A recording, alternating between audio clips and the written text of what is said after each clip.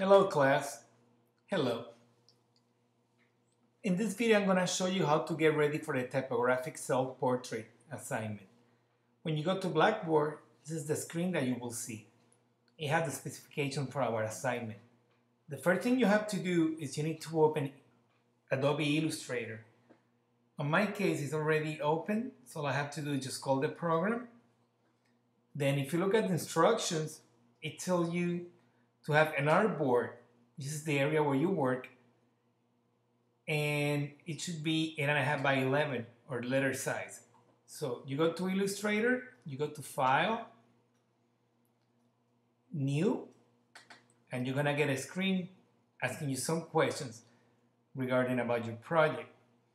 Okay, you want just one artboard, meaning one page. The size is letter.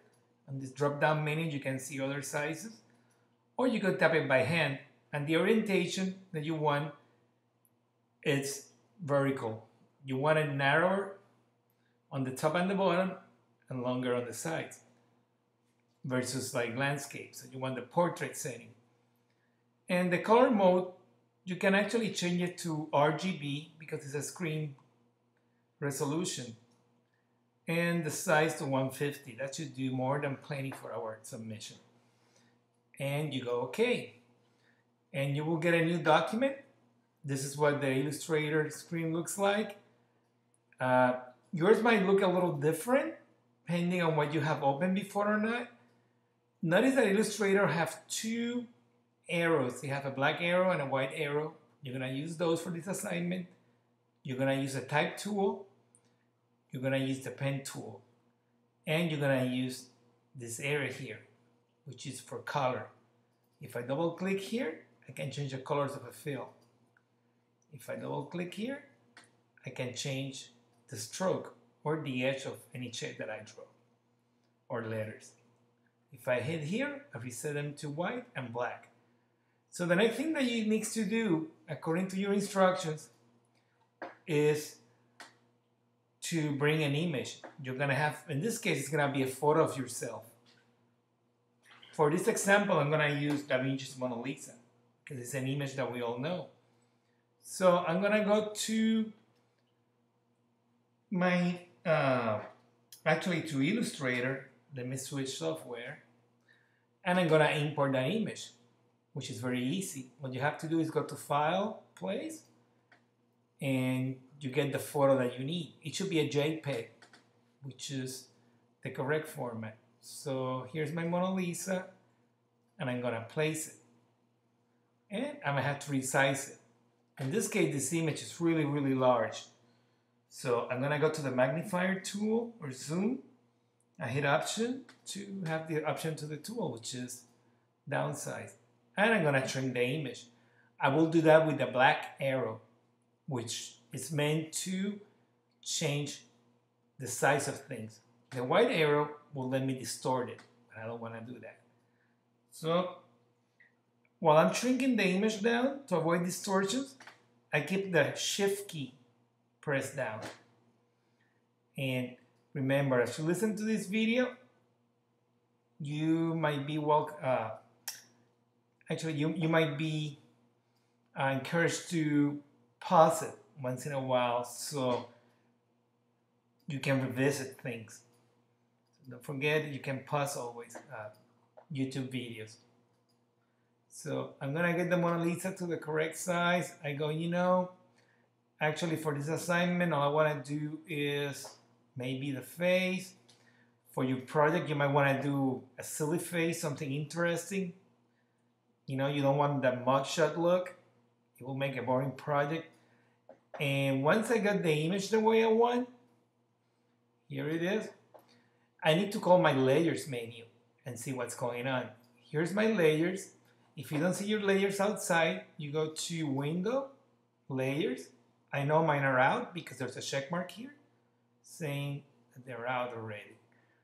And the thing I want to do with this layer, I can open it, I can look. The only thing I have is the image. Then this button here, transparency. You can also go Window Transparency if you want to see it. It told me the opacity is 100%. If I have the image click with the black arrow, I can change opacity down. In this case, I'm gonna get it to 50 or 60%. It's up to you, whichever you're comfortable with. And that'll then allow me to trace the image a little better, because with all the color, it's really distracting. A black and white photo might work even better for you. It's easy on the eye. The next thing I'm gonna do is I'm gonna lock the image. By putting that little lock there, I will move my image by accident. See, every time I'm trying to move it, I cannot. If I have my lock off, I can click on the image and move it. And in my case, I don't want that to happen. So I'm gonna lock my image. Now I'm ready to work. To be able to work, I'm gonna need another layer. Layer is just the area where we work. And the layers work in a stacking order, going from the bottom to the top. So I'm gonna create a new layer, and now I'm gonna be able to work. I'm gonna zoom in. And for this particular assignment, we're gonna be learning the basic functions of the program, and we're gonna learn about type and all the different typefaces that we have available. So for example, I look at this image of the Mona Lisa and I go, you know what? This I here looks like a D. So I can go to the type tool. I can type a D. And I go, all right. One of the advantages of Illustrator is that let me move the letters anywhere I want. I'm going to zoom in a little more to be more comfortable. Make sure that you do. And I take my black arrow, and now I can move the letter. If I want to make it larger, I can go to one of the hot corners. You see the double arrow? That's a scale arrow. I can click.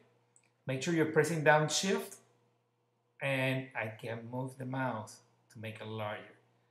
I let the mouse go, and then I let the Shift key go. If I go to the corner, you get that arrow telling you that you can actually rotate it. And I can say, well, that kind of looks like the eye. Don't be tempted to stretch it like that, because that will be a font distortion. And that's not allowed, and it's on your instructions, not to distort the letters. Here's what we're doing so far. You're on board.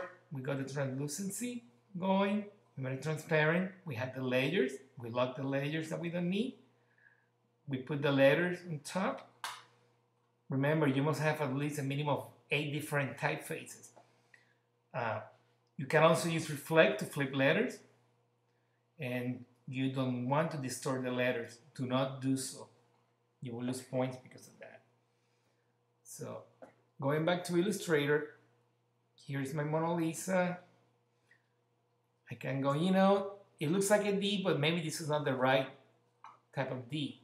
So on the character palette, you can go, if you don't see it, window character, actually window type, and the sub menu will be character or Command T on the Mac, Option T in PC. You can click here and maybe you find one that looks more like the right eye. No, that's not either. This is Perpetua. Maybe has the right letter that we need. And you go on and on trying to find the right letter for your project. And this is what this project is about. Now you have to use a different type style for your project, but you want to make sure that you use about the same amount of each. Don't do all of it in one typeface and then do 7 different ones just to fulfill the requirement. You wanted the feeling that the types are spreading evenly around the project. Once you get the right letter, you can move on to the next letters. On and on and on and on. I'm having a hard time finding the right eye for the Mona Lisa. Definitely, Synchro LET is not the right one.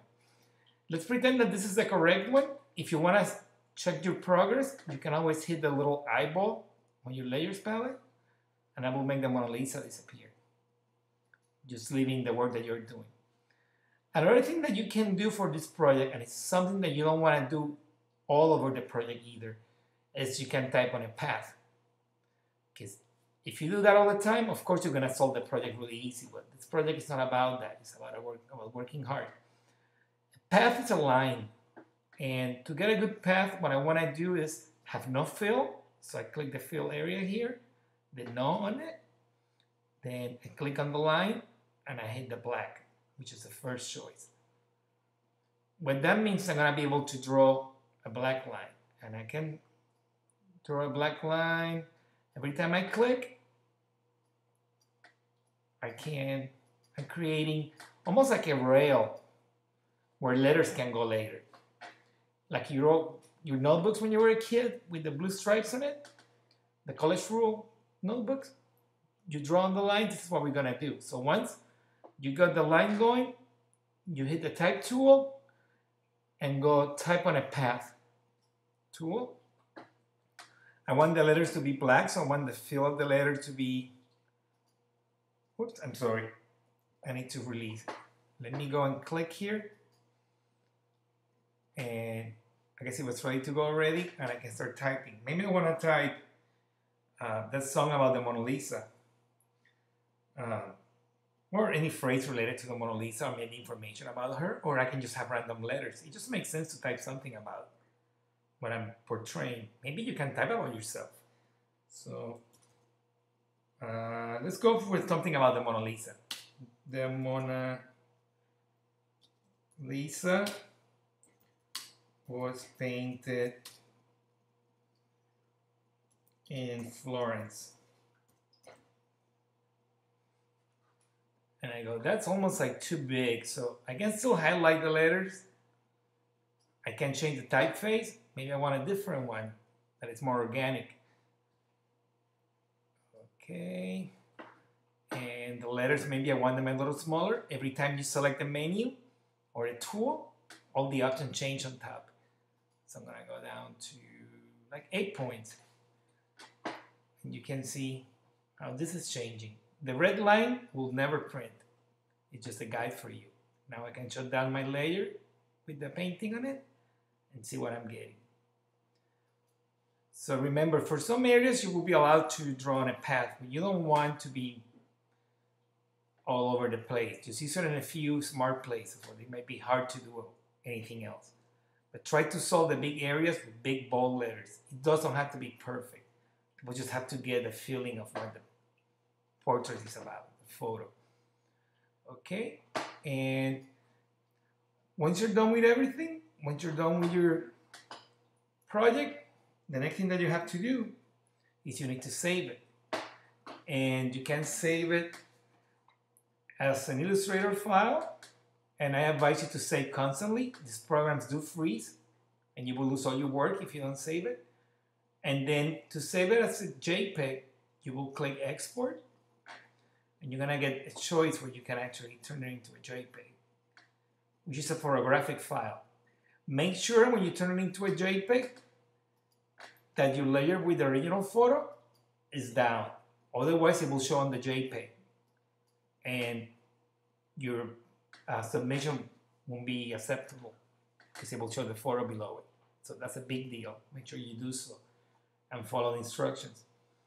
So remember, you can type letters just by themselves by just clicking anywhere with the type tool, typing whatever letter you want, and you can highlight them, and you can change the typeface. Just going here and using a different one. You can click on a corner, hit Shift, and then you can drag. You release the mouse, and then you release the Shift key. Finally, you can type on a path of any kind. For example, you can draw a circle. In this case, I don't want the circle to be filled black. See if it's like that, this is what you get. You don't want that, you want the edge to be black, or the stroke. And the fill, you don't want a fill for it. You want it empty. And then you can just click on it, or to make it better, you can choose type on a path tool.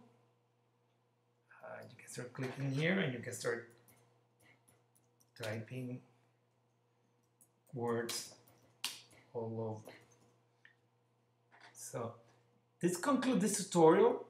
If you have any questions, please email your instructor on Blackboard.